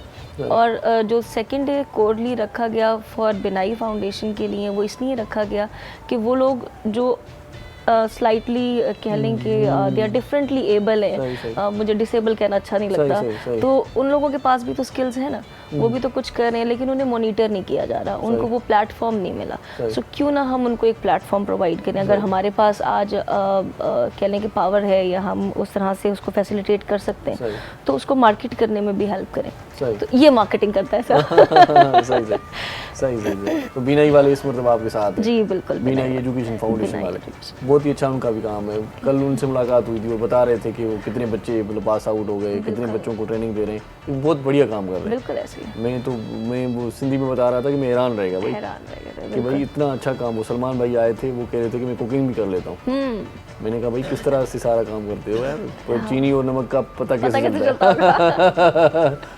तो बड़े अच्छे तरीके से बता रहे थे, लेकिन बड़ा मतलब वो लोग हैं जिनसे मिलके इंस्पायर बंदा हो सकता है। मतलब प्राउडली मैं कल वो उनसे मिला ना, थोड़ा सा मुझे जोश आ गया कि यार इतने अच्छे बंदे इतना अच्छा काम कर रहे हैं, बड़ी बात है। सलमान साहब हमारी प्रेस कॉन्फ्रेंस में भी थे, जब हमारी प्रेस रिलीज हुई थी उसमें भी थे। किसी कॉल सेंटर में काम कर रहे हैं और बहुत अच्छा काम कर रहे हैं। अच्छा काम कर रहे हैं। देखिए ये लोग बेशक इनके पास अल्लाह पाक ने एक नहीं है, उनके पास एक कहने के नज़र नहीं आता या कुछ इस तरह का इशू है, लेकिन उसके पास अदर स्किल्स तो हैं, उसके बारे में भी तो बात की जा सकती है। एक कॉल ले लेते हैं जी। अस्सलाम वालेकुम। हेलो बाबा केर पियो ॻाल्हाए? मोहम्मद मिठल अब्बासी गंबड़ सां पियो ॻाल्हायां। साईं केमला ख़ुशि आहियो? तबियत ठीकु आहे? दुआ बाबा आलम ख़ैर, मुबारकबाद कल्चर डे जे हिसाब सां तव्हांखे मुबारकबाद। साईं तव्हांखे मुबारक हुजनि। हलो हा बाबा, मोहम्मद मिठल अब्बासी गंबड़ खां बाबा। जी साईं आवाज़ तव्हांजो पहुची वियो ऐं प्रोग्राम ॾिसो पिया। मुबारकूं तव्हांजूं मिली वियूं, असांजे तरफ़ां मुबारकूं क़बूल कयो। ॿियो छा चवणु चाहींदो? मुबारकबाद जी साईं। ऐं ॿियो तव्हां कल्चर डे जे हिसाब सां शाइर बि आयो त उनजे लाइ शाइरी में को शाइरी बि तव्हांखे ॿुधायूं साईं। साईं वॾी महिरबानी साईं। ॿियो कुझु चवणु चाहींदो? जी कल्चर डे जे हिसाब सां तव्हां शाइरी कई आहे? हाँ साईं, हाँ बिल्कुलु खोड़ सारी शाइरी कई आहे साईं। तव्हां यूट्यूब ते मुंहिंजो नालो लिखंदव न, इरशाद जागीरानी, तव्हांखे मुंहिंजी हरकतुनि जी ख़बर पइजी वेंदी। कुझु न कुझु कंदा रहंदा आहियूं साईं। सो वाकई में तव्हांखे ॿुधाए छॾियां थो, तव्हां वाकई जेकी दोस्त मुंहिंजी शाइरी जा परस्तार आहिनि, त यूट्यूब ते मुंहिंजो नालो लिखंदा त उन्हनि खे ख़बर पइजी वेंदी त नवां जेकी मुंहिंजा प्रोजेक्ट्स अचनि पिया, नवां जेके सॉन्ग्स अचनि पिया, उहे ज़रूरु हिन में शामिलु हूंदा। सो मुंहिंजो हिकिड़ो शेर आहे, मूं त आउं नॉर्मली पढ़ंदो आहियां मुख़्तलिफ़ इवेंट्स में, पर उनखे अॼु सिंध जे नाले सां डेडिकेट थो कयां। उहो सिंध खे मनसूब थो कयां, सिंध खे ॾेई थो छॾियां। छो त तोखे कंहिं चयो कंहिं वेझो आहियां, मां सिंध तुंहिंजो आहियां, मां तुंहिंजो आहियां। मूंखे कसम आहे पंहिंजनि प्यारनि जो, क़ुरान जे 30 सिपारनि जो। मूंखे कसम आहे ॻोठ जे चारनि जो ऐं सांझीअ वेल नज़ारनि जो, उतणा जे ॿुढड़नि ॿारनि जो, जेकी मालिक आहिनि त धनारनि जो। ऐं धण जो कसम आहे तुंहिंजो आहियां, वण जो कसम आहे तुंहिंजो आहियां, सिंध तुंहिंजो आहियां, सिंध तुंहिंजो आहियां, सिंध तुंहिंजो आहे ऐं सदा असां सिंध जी इबादत कंदासीं, सदा सिंध जी तिलावत कंदासीं ऐं सिंध जा जेकी बि असांजा जेकी ख़ासि जेकी उञाण आहिनि या जेकी सिंबल्स आहिनि उन्हनि जी पाण हिफ़ाज़तूं कंदासीं। सिंध असांजी आहे, असीं सिंध जा आहियूं, सिंध जी मालिकी बि कंदासीं। हीउ समूरो कल्चर जेको आहे न उहो रिच आहे ऐं कल्चर सां गॾो गॾु पाण ॿियनि मसइलनि ते बि थोरो फोकस कंदा रहंदासीं। अस्सलाम वालेकुम। सलामकुम सर, तमामु सभिनीनि खे सिंध कल्चर डे जी एडवांस मुबारकियूं। ख़ैर मुबारक। ऐं सिंध सदा जिए। ऐं जेको मैसेज मां ॾियणु चाहींदुसि त सिंध में ॾाढी मुश्किल मरलो आयो ऐं असांजे सिंधी भाउ ऐं भेण भाउरनि लाइ काफ़ी मुश्किल वक़्तु ॾिठो। सही। अलाह साईं असां सभिनी भाउ भेणनि खे उन तकलीफ़ जी बर्दाश्त करण जी अलाह ताला हिमत ॾे। ऐं जेको ॾुखियो वक़्तु सिंध गुज़ारियो आहे न उहो कहिड़े मुल्क बि न गुज़ारियो आहे। ऐं पर पोइ बि सिंध जेकी आहे न उहा ज़िंदा आहे। सही। सिंधी माण्हू कॾहिं हारण वारा न आहिनि। ऐं जीअं मुंहिंजी ट्रांसमिशन हले पई मूंखे ॾाढी ख़ुशी थी की इन मौक़े ते बि असां ज़िंदा आहियूं। सही। ऐं सिंध ज़िंदा आहे। वाकई सिंध जहिड़ो मटी किथे बि न आहे साईं। सही सही। इहो मैसेज ॾियणो चाहियो। ऐं हिकु बार फिर सभिनी भाउरनि भेणनि खे मां चवां पियो त सिंध कल्चर डे मुंड अफ़सोस सां न बनाइनि, बड़े ख़ुशी सां बनाइनि ताकी दुनिया खे हिकु मैसेज मिले त असां सिंधी कॾहिं हारण वारा न आहियूं। सही। जीए सिंध जीए, जीए सिंध वारा जीअनि, सिंधी टोपी अजरक वारा जीअनि। महिरबानी महिरबानी भेण, ॾाढो सुठो मैसेज कयो आहे। हूअं बि पाण वटि ॿ शयूं लेखियूं वेंदियूं आहिनि। के माण्हू चवनि था त अहिड़े मौक़नि ते अहिड़े क़िस्म जूं एक्टिविटियूं, हिकिड़ो सिंध ॾुखनि में सूरनि में सतायल माण्हू, ॿोड़ जा दरपदर माण्हू, उन्हनि जा पंहिंजी जॻह ते तव्हां वरी ख़ुशियूं था मल्हायो। इहो कहिड़ो कॉन्सेप्ट आहे? पर जेकी तव्हां जहिड़ी सोच जा माण्हू आहिनि या जेकी अदियूं आहिनि असांजूं, जेकी जीअं हाणे कॉल बि कई, उन्हनि जो इहो चवणु आहे बल्कि असां बि हिन ॻाल्हि सां सहमत आहियूं त ॾुखनि वारे खे वरी ॾुख छो ॿुधायूं। हिकिड़ो अॻ में ई सूरनि में आहे दर्दनि में, वरी हुन सां वञी रोऊं भाकुर पाए त रोअंदो न, ज़ाहिरी ॻाल्हि आहे। पाण हुनखे दिलदारी ॾियूं त कुझु बि न आहे। हीअ ज़िंदगी ईअं ई आहे, ज़िंदगी ईअं ई वधंदी, ॾुखनि पुठियां सुख। ॾुख सुख ज़िंदगीअ में सहणो पवंदो आहे, कॾहिं रोअणो पवंदो आहे, कॾहिं खिलणो पवंदो आहे। सो असां कॾहिं रोअंदासीं, कॾहिं खिलंदासीं, ईअं ई न ज़िंदगी जे वहिंवार खिलाईंदासीं। बाक़ी जेकॾहिं पाण उन्हनि सां वेही करे वरी मातम शुरू कयूं त पोइ ज़ाहिर आहे हू बि रोअंदा। पोइ हिन जे करे अहिड़ियूं एक्टिविटीज़ हुननि जी दिलि कंहिं ॿिए खाने में अचे, हुनजो दिमाग़ु कंहिं ॿी जॻह ते अचे, हुनजो ज़हन को ॿिए पासे लॾी वञे, हू कुझु पल जेके आहिनि स्ट्रेस मां निकिरी वञनि। अॼुकल्ह जेको माहौल हले थो तमामु घणो डिप्रेस्ड आहे माण्हू, उन डिप्रेशन मां निकिरी करे माण्हू जेकॾहिं ॿाहिरि निकिरी अचे ऐं पंहिंजी ज़िंदगीअ खे थोरो इंजॉय करे ऐं सकाफ़ती रंगनि खे वरी हिकु त वरी ॾाढी सुठी ॻाल्हि पिए त को अहिड़ो एबदार कमु नथा कयूं। हीउ भलो कमु आहे, पंहिंजी सकाफ़त सां प्यारु। सकाफ़त छा आहे इहो पंहिंजनि ॿारनि खे मैसेज ॾियणो आहे। सकाफ़त में कहिड़ी कहिड़ी शइ आहे उहा बि पंहिंजे ॿारनि खे ॼाण ॾियणी आहे। नंढा ॿार जेके पितकड़ा उन्हनि खे ख़बर न आहे, उन्हनि खे ॿाहिरि वठी वञिणो आहे, सकाफ़ती रंग ॾेखारिणा आहिनि, सकाफ़ती सरगर्मियूं ॾेखारिणियूं आहिनि, त जीअं उन्हनि में हिकिड़ो शौक़ु पैदा थिए, उन्हनि में हिकिड़ो जोश पैदा थिए। सलीम भाई इस तरह से मैं जो बात कर रहा हूँ कि बच्चों को भी शौक आ जाएगा अपनी सकाफत से प्यार का, मेरे ख्याल से देखेंगे ना कलर्स। बिल्कुल बच्चों को भी आएगा। और मतलब हमारे फेस्टिवल की सबसे बड़ी बात यह है कि इसमें मतलब हमारे सिंधी भाई तो आते ही हैं, सही सही, लेकिन तमाम कौमियतों के लोग इसमें बिला तफरीक, रंग, नस्ल, मजहब, जबान, कौमियत और सकाफत, तमाम लोग, सब लोग इसमें आते हैं, एंजॉय करते हैं। बच्चों तो आते ही हैं, बच्चों के लिए ज़ाहिर अलग एक्टिविटीज़ होती हैं, लेकिन इसमें हर कौमियत के लोग आते हैं। सबसे बड़ी हमारी फेस्टिवल की कामयाबी और मतलब अच्छी बात यह है। सही, खाने पीने की अशिया भी होंगी, वही चीज़ें होंगी, ये भी बता दें क्या क्या होगा भाई। बिल्कुल, खाना पीना नहीं होगा तो मज़ा नहीं आएगा। इस दफ़ा जो हमने फूड कोर्ट लगाया वो हमारे साथ A-Team फूड जो है काफ़ी बड़ा नाम है, तो वो उसके हवाले से हमने जो रिवायती फूड कोर्ट होते हैं हमसे उनसे हट के हमारी कोशिश है। अच्छा। आप भी आएंगे तो देखेंगे इंशाल्लाह, पब्लिक भी देखेगी कि वो बिल्कुल डिफरेंट होगा। एक रेस्टोरेंट टाइप का स्टाइल, जो नॉर्मल जैसे लगे होते हैं इस तरह के हमारे हम फूड के स्टॉल नहीं लगा रहे। और इसमें तमाम वैरायटी होगी, मतलब देसी खाने भी होंगे और कॉन्टिनेंटल भी, चाइनीज़ भी, हर तरह के, और हम बड़े प्रॉपर तरीके से इंशाल्लाह उसको अरेंज कर रहे हैं। मुनासिब कीमत में, मुनासिब कीमत पे, बिल्कुल। ऐसा भी नहीं है कि भाई आप जाएं तो भाई इतनी सारी चीज़ें, इतनी छोटी चीज़ें, इतनी बड़ी रकम। नहीं, बिल्कुल मुनासिब कीमत में होंगे इंशाल्लाह। माशाल्लाह माशाल्लाह। तो फूड कोर्ट को आप इंजॉय करते हैं खुद? बिल्कुल, सभी करते हैं फूड कोर्ट, किसको नहीं। मतलब खाने पीने के शौकीन हैं आप भी? बिल्कुल, माशाल्लाह माशाल्लाह। पंहिंजूं सिंधी जेकी खाधा आहिनि उहे सकाफ़ती रंग उहे ज़रूरु हूंदा, हुन में सिंधी खाधा ज़रूरु खाइजो। जो ट्रेडिशनल फूड्स आहिनि उहे सिंधी उहे ॾाढा ज़बरदस्त हूंदा आहिनि। जीअं बुसरी थी वई, या जीअं बाजर जी मानी थी वई, चांवर जी मानी थी वई, साग थी वियो, पली थी वई, ये शयूं ज़रूर खाइजो। आखिर में कोई मैसेज देना चाहेंगी सईदा आमना? हाँ जी ज़रूर। मैं ये कहना चाहूँगी, अपने ग्रुप की तरफ से कुछ कहना चाहेंगी वो भी कह सकती हैं, जो बात रह गई हो वो भी कह सकती हैं। अभी जो हमारा आज का मुद्दा है उसी के ऊपर ही बात करते हैं। तो हम यही कहेंगे कि अपने बच्चों को ज़रूर कल्चर सिखाएं और उसके लिए एक प्लेटफॉर्म आपको मिल रहा है DX सिंध कल्चर फेस्टिवल, उस पर ज़रूर आएँ और अपने बच्चों के को भी अपने कल्चर से जो है वो जोड़ें, सही, जिसकी हमें ज़रूरत है। सही, बहुत अच्छी बात करी आपने। डॉक्टर साहब आप क्या कहेंगे?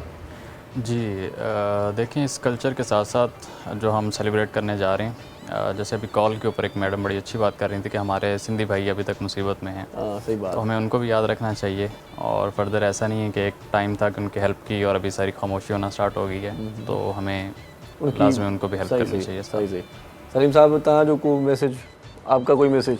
बस मेरे मतलब कराची के आवाम से मैं गुजारिश करूंगा कि इस फेस्टिवल में आएँ ताकि जो हम जो मेहनत कर रहे हैं उसे अप्रिशिएट करें और जितनी ज़्यादा से ज़्यादा तादाद में वो आ सकते हैं हमारे पास आएँ और एंजॉय करें। सही।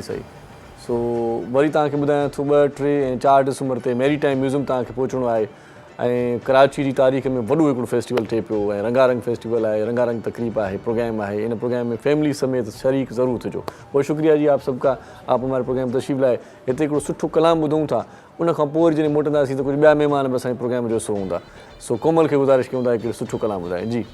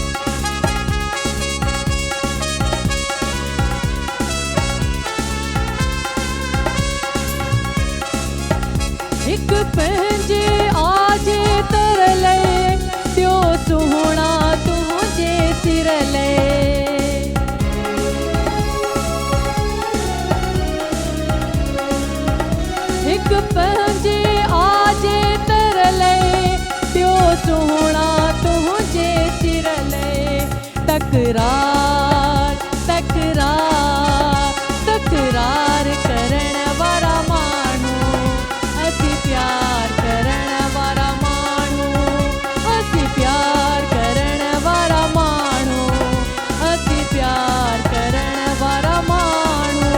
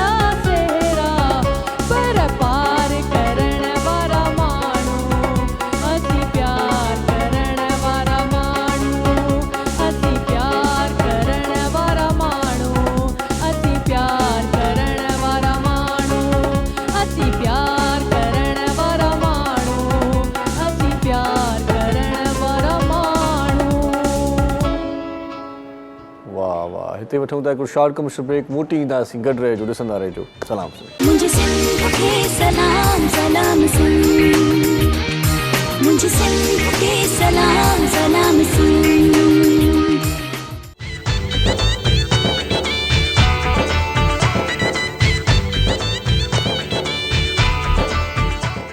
जी हिकु भेरो वरी तव्हांखे मलिकार चऊं था पंहिंजे प्रोग्राम सलाम सिंध में सकाफ़ती सेट सां, सकाफ़ती सोच सां, सकाफ़ती अंदाज़ सां हीउ प्रोग्राम तव्हांजी ख़िदमत में पेश कयो पियो वञे।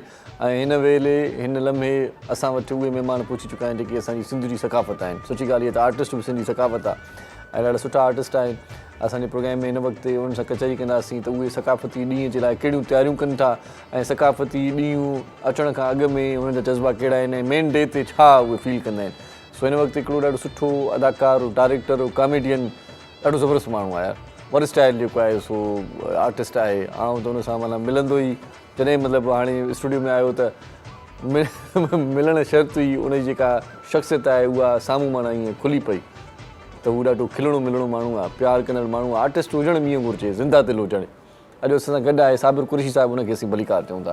साईं कीअं आहियो, ठीकु आहियो? सर मां बिल्कुलु ठीकु ठाक आहियां, सफ़ा करार में न। ऐं मुंहिंजी बि इहा ई ख़्वाहिश हुई, छो त अॼु ताईं जेको आहे मां सम्झां थो को हिकु अधु प्रोग्राम को तव्हां सां को माना ईअं वेझो खां ॾिठो आहे, न त तव्हां उअं ई अलाए छो ईअं चुप चुप ऐं परे परे। ऐं मुंहिंजी बि अॼु ख़ुशकिस्मती आहे त तव्हां मुंहिंजे साम्हूं वेठा आहियो ऐं मूंखे बि सफ़ा इहो मज़ो पियो अचे सफ़ा। ऐं मथां वरी जेको आहे कल्चर डे, वरी पोइ बुसरियूं, वरी पोइ साग, वरी पोइ पलियूं, पोइ मखण, पोइ गिह, वॾा मज़ा लॻा पिया। अॼु त सम्झ त ईद थी वाह वाह, अॼु मूंसां मिलिया वाला ॾींहुं सुठो गुज़रे था। वाह वाह साईं, अॼु ॾींहुं सुठो गुज़रे ई गुज़रे साईं। हा, ऐं ॿी जेका शख़्सियत आहे ॾाढो सुठो फ़नकार आहे ऐं असां वटि ईंदो आहे त पंहिंजे ई स्टाइल जो मतिलबु हीउ कलाम खणी ईंदो आहे। हिन जो स्टाइल सभिनी फ़नकारनि खां मुनफ़रिद आहे। जॾहिं ॻाईंदो तव्हां उनखे ॿुधंदव, महसूसु कंदव, तव्हांखे लॻंदो त हीउ आर्टिस्ट जेको आहे असांजो वाक़ई मुनफ़रिद आर्टिस्ट आहे।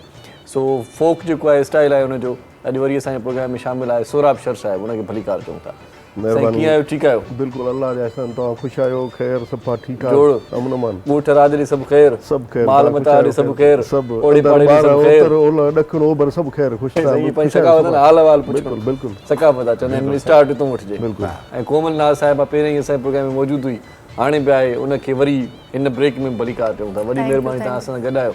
बादल राई, मोहम्मद अली साहिबु अॻु में असांजे प्रोग्राम में हाणे बि आहिनि ऐं अञा रहंदा बि सही इनशाला। साहिब साहिबु कीअं भला आहे शोबिज़ में आयो, छो आयो, छाजे करे आयो, केरु वठी आयो, ज़रूरत कहिड़ी हुई, सभु सवाल। हाय हाय हाय यार, ॾाढो ॾुखियो सुवाल पुछी छॾियो मूंखां। सो अॼु खां तक़रीबन को 20-25-30 साल पहिरियां। 30 साल पहिरियां? हा साईं, एॾो वॾो मां सम्झां थो तव्हां जवाब ई कोन हूंदो। साईं न वॼाओ त हुन पर ॻाल्हि आहे त वॾी पुराणी कहाणी आहे। हा, तव्हां माना जाइ जम खां स्टार्ट आहियो? साईं जाइ जमे खां छा बसि बाबा मुंहिंजो खिलणो हो, बसि मूंखे लॻे थो त बाबा जी दुआ लॻी मूंखे त इन फील्ड में अची वियुसि। अच्छा, हा। सो PTV जो ज़मानो हो, रोशन तारा प्रोग्राम हो, उन में आयुसि। वरी पोइ ॿोलियूं, जानवरनि जा आवाज़, कादर बख़्श मिठू मुंहिंजो आइडियल ऐं मुंहिंजो उस्ताद सम्झो खणी। हा, बसि ईअं ॾिसी ॾिसी जेको आहे ईअं जानवरनि जा आवाज़ करणु शुरू कयो। हा हा, जानवरनि जा आवाज़, पखियुनि जा, वरी पोइ अदाकारनि जा। इहा त ख़बर मूंखे देरि सां पई आहे। इहा ख़बर देरि सां पई तव्हां? इहा त हाणे ख़बर पई आहे, ताज़ी ताज़ी। इहो वरी पोइ कॾहिं पोइ असां टाइम रखिजो। जानवरनि सां तव्हांजी मुलाक़ात? जानवर त साईं मुलाक़ात थींदी रहंदी आहे। सो ॾिसो, जंहिंमें जान आहे न उनखे जानवर चवंदा आहिनि, पर हुन जानवर में इंसानियत हुजे त पोइ इंसान चवंदा आहिनि। तव्हांखे माना तव्हांजो पसंदीदा जानवर कहिड़ो आहे? साईं पसंदीदा जानवर मुंहिंजो इंसान आहे। अच्छा, मां चयो ज़बरदस्त कहाणी नालो वठंदो। साईं इंसान चयो न साईं। न आवाज़ कहिड़े जो माना जानवर जो जेकॾहिं हाणे माहौल जोड़िजे?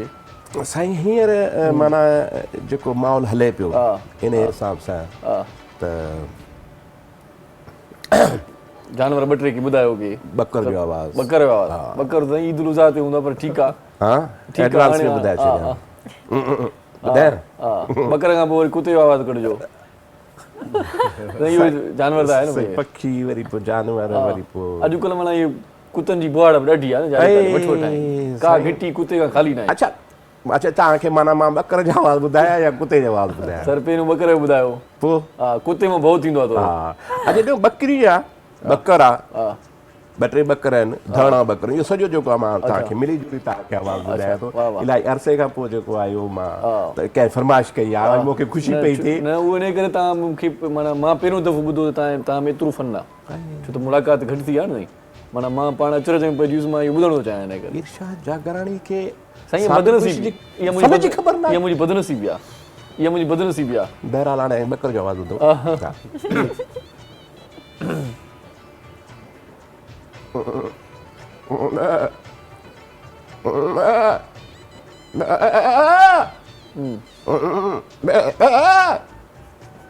हाणे कुर्बानी वारो ॿकर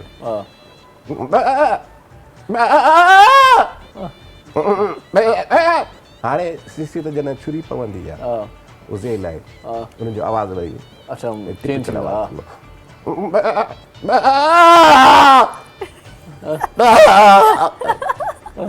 हाणे ॿकरियूं काफ़ी सारियूं ॿकरियूं आहिनि नंढियूं थुलियूं धाणा ॿकरियूं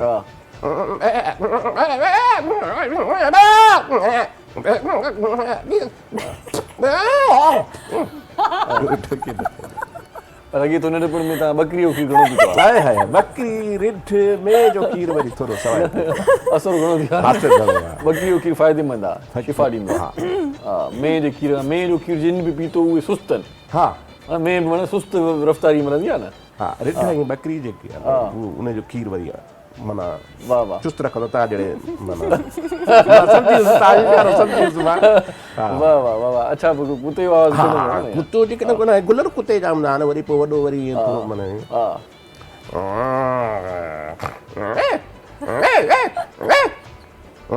इहो थोरो वॾो थींदो इहो अञा वॾो थी वियो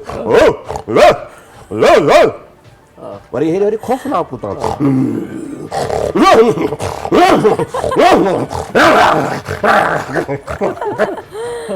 अच्छा हिकिड़ा वरी लालू खेत जा कुता ऐं डिफेंस जो कुतनि में फ़र्क़ु थो ॿुधाए अच्छा लालू खेत ऐं डिफेंस जे कुते में फ़र्क़ु आहे फ़र्क़ु आहे न साईं अच्छा हाणे लालू खेत जा कुता बुखिया कुता माने कॾहिं मिले कॾहिं न इन कोई भीतर हणे न उन्हनि जो आवाज़ वरी ॿुधिजो माना डिफेंस जो कुतो ईअं भौंकींदा बाक़ाइदे एनर्जेटिक ताक़त सां पालतू जेके कुता हूंदा हा पालियल कुता बाक़ाइदे हे डिफेंस में जेके आहिनि उनखे खणी घुमाईंदा आहिनि बाक़ाइदे उनजा न कटियल मेजार शैम्पू सां पाण विझल न हूंदा कुतो विझल मां चवां थो जेको कुते खे काए थो चओ उहो कुतो कोन थो लॻे जेको कुते खे वठी थो उहो कुतो थो लॻे कुतो 17 ग्रेड ऑफिसर लॻंदो आहे साईं मां चवां थो कुतो न लॻंदो आहे जेको वठी थो उहो कुतो लॻंदो आहे अहिड़ा साफ़ सुथरा धोतल बाक़ाइदे न कटियल मेकअप थियल कुतनि जो बाक़ाइदे ड्रेसिंग शैम्पू सां तर थियल हा उनजो वरी आवाज़ ॾिसो न साईं आइस्क्रीम खाइण वारा बेड ते सुम्हण वारा हा हा बेगमनि खे ख़ुशि करण वारा कार में घुमंदो आहे बाक़ी बेचारो सही वाह वाह सो हाणे इन जो वरी आवाज़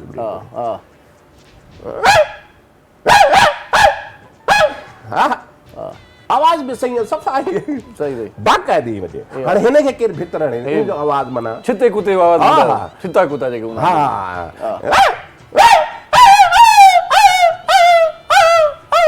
वञी बेगम जे वञी हंध में वाह वाह वाह साईं हाणे तव्हांजी तस्वीर माना इहा टीवी ते नज़र थी अचे जेकी तस्वीर नज़र न अचे त माण्हू सम्झंदा वाक़ई को कुतो आहे अॼु रिशाद कुतो कीअं वेठो अॼु इरशाद जागाड़ी से कुतो कीअं वेठो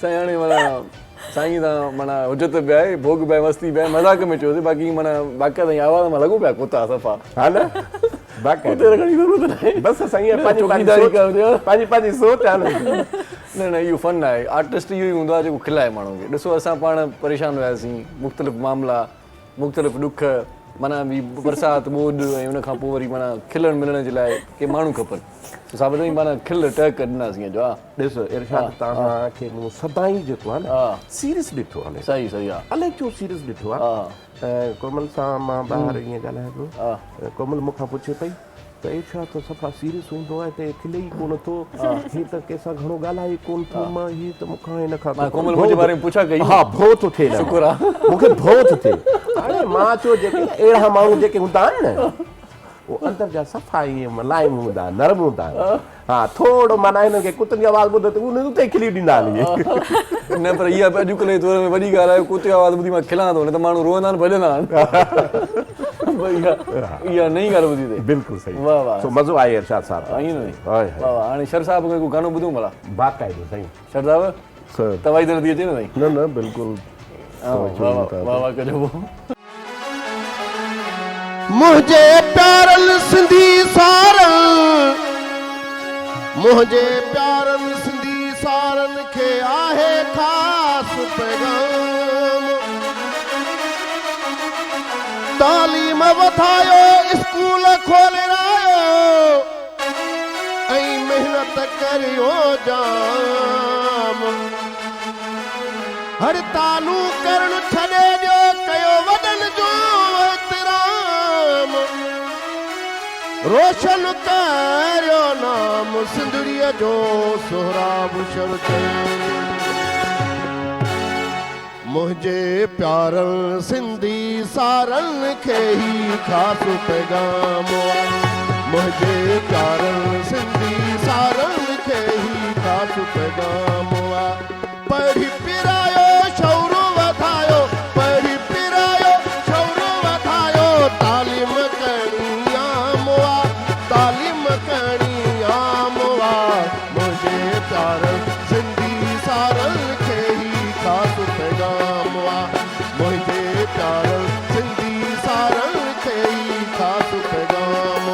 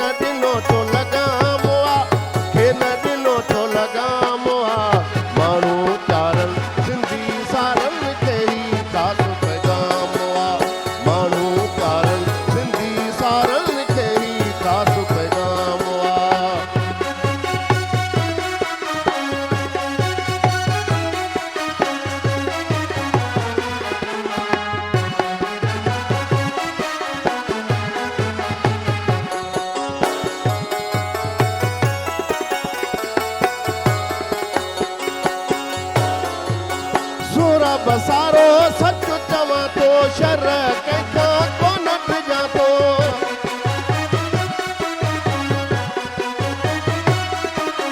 सुर बसारो सच चवा तो शर कंहिंखां कोन डिॼा थो करी शर ॻोठु मुंहिंजो करी शर ॻोठु मुंहिंजो ईंदो वेंदो सरेआम ईंदो वेंदो सरेआम माण्हू प्यारनि सिंधी सारनि खे ई ख़ासि पैगाम माण्हू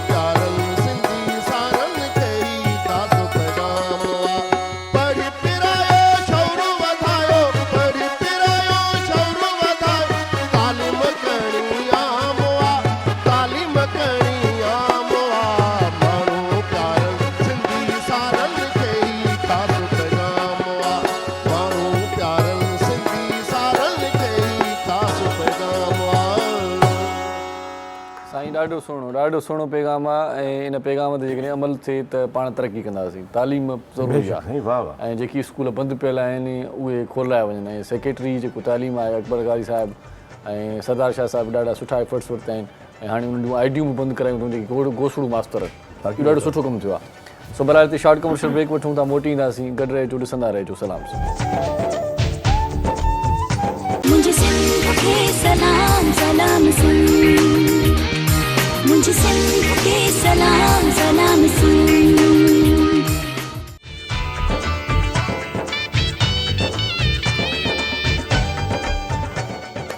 जी सलाम सिंध में वरी तव्हांखे भलीकार चऊं था। ॾाढो ज़बरदस्त आर्टिस्ट, वरस्टाइल असांजो अदाकार, सदाकार, डायरेक्टर, कॉमेडियन साबिर कुरैशी साहिबु असां गॾु आहे। वरी सोराब शर साहिब जो कलाम ॿुधोसीं, कोमल खां आख़िर में कलाम ॿुधासीं। साबिर साहिबु तव्हां हाणे ॿकरियुनि जा आवाज़ बि कढिया, कुते जो आवाज़ बि कढियो, ज़ाल तव्हांखे मारींदी आहे त पोइ तव्हांजो आवाज़ु कहिड़ो निकिरंदो आहे? बिले वारो ॿुधाया त बिलो थींदो आहे साईं, उहो सही आहे। माण्हू अॼुकल्ह जे ज़माने में बिला ई कामयाबु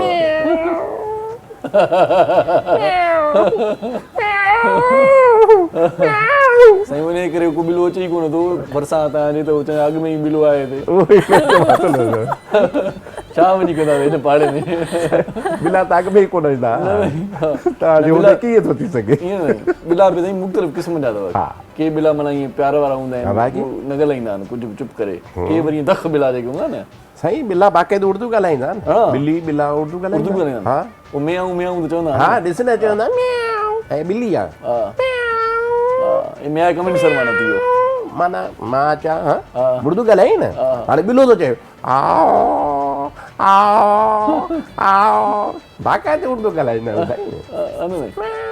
वाह वाह वाह वाह वाह, अख थोड़े ले सही। अच्छा, ॿियो कॾहिं तव्हांखे कंहिं टेलीफोन कई हुजे ऐं तव्हां हुन सां न ॻाल्हाइणु चाहींदा हुजो, उहो आवाज़ु मटाए चयो अथव करे त मां जेको आहे साबिर साहिबु न आहे, रॉन्ग नंबर? हा हा, ईअं बि तव्हां वटि आवाज़ जो वॾो जादू आहे न तव्हां वटि? हा, इहो मां आवाज़ु मटाए करे बि ऐं बसि मां हॉस्पिटल में पियो आहियां, धक लॻी यार, पोइ पैसा मुंहिंजा कॾहिं ॾींदे यार? बसि दुआ कर, बसि ताक़ थिया तुंहिंजा पैसा मां कयो आहे, हिकु दफ़ो मूं कयो आहे मजबूरीअ में, माना हिन मां इहो साबित थियो त माण्हू जा पैसा बि खाई आओ। मिसाल चयो आहे, अच्छा, पखियुनि जा आवाज़ बि कढंदा आहियो? हा, माना इहा अॼु दिलि चए थी तव्हां खां आवाज़ ई कढाइजनि। अदाकारनि जा आवाज़? कहिड़नि अदाकारनि जा? साईं, असांजो हिकिड़ो यार बलोच, वॾो अदाकार, तव्हां उनजी एक्टिंग ॾिठी साईं? उनजी आवाज़ ॿुधो था? ॿुधो यार बलोच, उहो जॾहिं एक्टिंग कंदो हो, मां नंढड़ो हुउसि, माना एतिरो नंढड़ो बि न, माना बाक़ाइदा सम्झ ईंदी हुई त उहो अञा ताईं जेको आवाज़ु यार मोहम्मद शाह जो, वरी नूर मोहम्मद लाशारी साहिब जो आवाज़ु वरी पंहिंजो, इहा आवाज़ ॿुधायो? हा, इहो आवाज़ु मां तव्हांखे यार बलोच साहिब जो आवाज़ु ॿुधायां थो। तव्हांखे ख़बर आहे छा त 3 ॾींहंनि खां पोइ सकाफ़ती ॾियारो अचण वारो आहे ऐं तव्हां अञा ताईं कुझु बि न कयो आहे। मां चवां थो त सकाफ़ती ॾियारे लाइ कोशिशूं कयो, त पंहिंजे कल्चर खे ज़िंदा करण जी कोशिशूं कयो। इहो यादि लो ऐं साईं यारो मां छा, इहो तव्हांखे ख़बर न आहे त 4 ॾींहंनि खां पोइ सकाफ़ती ॾियारो अचण वारो आहे ऐं तव्हां अञा ताईं के बि कोशिशूं न कयूं आहिनि। मां चाहियां थो तव्हां कोशिशूं कयो। वरी साईं नूर मोहम्मद शाह, पंहिंजो नूर मोहम्मद लाशारी साहिबु, उनजो वरी आवाज़ु, हाणे तव्हांखे ख़बर न आहे, हाणे 4 ॾींहंनि खां पोइ सकाफ़ती ॾियारो अचण वारो आहे, त अञा ताईं कुझु बि न कयो, भत बि कोन रचियो। वाह वाह वाह।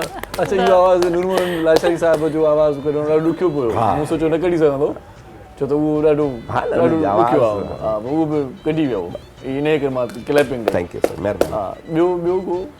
ॿियो साईं पंहिंजो मुस्तफ़ा कुरैशी साहिबु, मुस्तफ़ा कुरैशी साहब जी ऑडिशन माना उन जो आवाज़ ॿुधाए करे मां ऑडिशन ॾिनी PTV ते। साईं असांजो सीनियर प्रोड्यूसर साहब मंज़ूर कुरैशी उन वटि मां वियुसि, मूंखे चई मां चयो साईं मूंखे अदाकारनि जी आवाज़ ईंदा आहिनि, चई त मुस्तफ़ा कुरैशी जो आवाज़ ॿुधायो। मां मुस्तफ़ा कुरैशी जो आवाज़ ॿुधायुमि, चई त न मां इहो डायलॉग लिखी थो ॾियां, इहो डायलॉग मुस्तफ़ा कुरैशी जी आवाज़ में ॿुधायो, पोइ तूं ओके थींदे। साईं मंज़ूर कुरैशी साहब 91 में खटणहार प्रोग्राम थींदो जंहिंजो कंपेयर आशिक़ आरबानी साहब। सो साईं मंज़ूर कुरैशी साहब हिकिड़ो डायलॉग लिखी ॾियो, उहो डायलॉग मां तव्हांखे मुस्तफ़ा कुरैशी साहब जे आवाज़ में तव्हांखे ॿुधायां। ॿुधायो साईं। ॾिस माई जेसी ताईं हिन जो पी न अचे, ही असांजो महिमान आहे ऐं महिमान जो क़दुरु करणो असांजो शान आहे। जेकॾहिं महिमान जो क़दुरु न कंदी त पोइ सम्झी थी त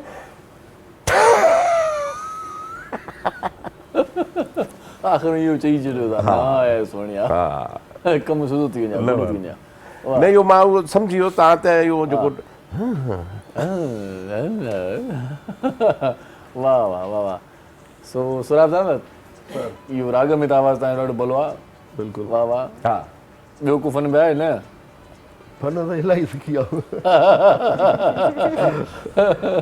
मां छा साईं सुराब साहब माना मां हिनखे ॾिसंदो आहियां त हिकिड़ो माना जज़्बो जोश बलबलो हिमत हौसलो मिलंदो आहे। साईं बाक़ाइदे साईं। हा ऐं हौसले वारो माण्हू बि आहे। ऐं हौसले वारो माण्हू हिन सेंस में आहे त 2 शादियूं थियल अथसि ऐं 2 सालूं गॾु थो रहे। साईं वॾी हिमत आहे साईं, हिन महांगाई दौर में साईं 2 शादियूं ऐं बाक़ाइदे गॾु पे रखियूं आहिनि। हा महांगाई त माण्हू ॾेई थो वञे पर 2 सालनि खे गॾु माना वॾो मुश्किल आहे। अच्छा हिन ते मां साईं खां हिकु अर्ज़ु करूं, साईं तव्हां कंहिं महिल घर वेठा आहियो, घर वारी साम्हूं तव्हांखे माई कार करे पोइ उन महिल तव्हां कीअं थींदा आहियो, कैफ़ियत छा हूंदी आहे, प्लीज़ ॿुधायो। पोइ साईं कैफ़ियत अहिड़ी हूंदी आहे, पोइ घर छॾे ॿाहिरि हलिया वेंदा आहियो। अटेंड कंदा आहियो या न? अटेंड करे ईंदो आहियां, अटेंड करे ईंदो आहियां। पोइ घर वारे खे ॿुधाईंदा आहियूं त बाबा उहो जेकी ज़फ़र जिस्कानी घर वारी बि गॾु। साईं हिकिड़ी भेरे हाणे ताज़ो हिकिड़ो वाक़ियो थियो आहे, अमरा जेको आहे सो फ़ोन ईअं रखी छॾी पंहिंजे घर में न, त कॉल आई, हुन में लिखियलु हुयो त बाबा अली ख़ान। सही। त उहो ज़ाल चयो अली ख़ान केरु आहे? चई मुंहिंजो दोस्त आहे, कल्ह 2 ॾींहं मिलियो, पुराणो दोस्त आहे, नंबर हाणे मां सेव कयो थी, मां हाणे ताज़ो दोस्त आहे। ज़ाल ईअं अटेंड कयो, माना ज़ाल ओॾे कॉल कई, चई ॾिसूं अली ख़ान जी ख़बर पई, माना कूड़ थो कराए तूं अली ख़ान, माना कॾहिं मां तुंहिंजी लिस्ट में ॾिठो ई न, ईअं कॉल कई त होॾे अली ख़ान जे नंबर ते माई ॻाल्हायो, माई ॻाल्हायो त ज़ाल सटे छॾियो, अस्पताल वञी पहुतो, अस्पताल पहुतो त वरी उते हुनजो दोस्त बि हुयो अली ख़ान वेठो, जंहिंजो नंबर सेव थियलो। चई मां तूं हिते कीअं? चई ख़ुदा जी का सुणाई अथई, पुराणी का मार पई, तुंहिंजी मुंहिंजी कॉल आई, मुंहिंजी ज़ाल अटेंड कई त तूं वारे पासे न माई ॻाल्हायो, त हुनखे बि शक थियो त हे बि माई जो नंबर आहे। हिनजी माई होॾे फ़ोन कयो, हुनजी माई अटेंड कयो त हेॾो बि माई ॻाल्हायो आहे, मां बि कुटिजी वियो। इन जो मक़सदु इहो त असां केॾियूं बि अटकलूं कयूं त सम्झी वेंदा आहिनि, बाक़ाइदे मायूं सम्झी वेंदियूं आहिनि, ज़हीन आहिनि। हिते असां मोकिलायूं था हाणे आख़िर में कोमल खां हिकिड़ो सिंधी सकाफ़ती कलाम ॿुधंदासीं ऐं सिंध जे अदब में उथी बीहंदासीं, अदब में उथी बीहंदासीं। तव्हांजी वॾी महिरबानी, टाइम थोरो हुयो पर वॾो मज़ो आयो। ईअं न साईं, वॾी महिरबानी शर साहिब तव्हांजी, बादल साईं महिरबानी, मोहम्मद अली साहिब महिरबानी।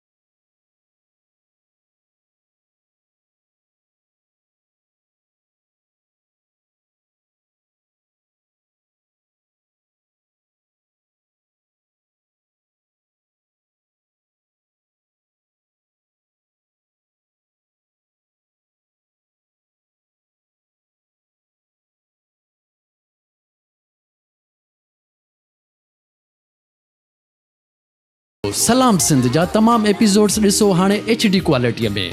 विज़िट करियो असांजो YouTube channel Sindh TV HD।